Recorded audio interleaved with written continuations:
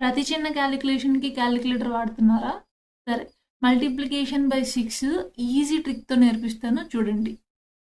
ఇక్కడ 446 ఇంటూ 6 దీన్ని ఎలా సాల్వ్ చేయాలంటే 446ని హాఫ్ చేయండి. ఎంత వస్తుంది? 223, రైట్? దీన్ని 10తో మల్టిప్లై చేయండి, 2230 అవుతుంది. అవునా? ఈ 2230ని మన ఫస్ట్ నెంబర్ 446తో యాడ్ చేయండి. ఏమైంది? 2676. ఆన్సర్ ఇంతే, చాలా ఈజీ.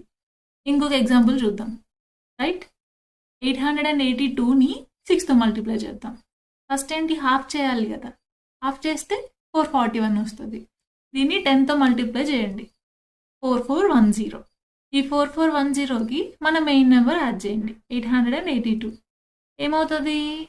5292. మీకు ఈ ట్రిక్ అర్థమైందా? 6482ని 6తో మల్టిప్లై చేసి ఆన్సర్ ఎంత వచ్చిందో కామెంట్ చేయండి, సరేనా? ఎంతమంది కరెక్ట్గా చేస్తారో మనం చూద్దాం.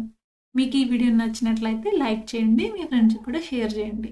ఇలాంటి అప్డేట్స్, కొత్త కొత్త ట్రిక్స్ ఇంకా నేర్చుకోవాలనుకుంటే మన ఛానల్ని సబ్స్క్రైబ్ చేసుకోండి. తెలుసు కదా, విద్యాభిరస్తు. Thank you.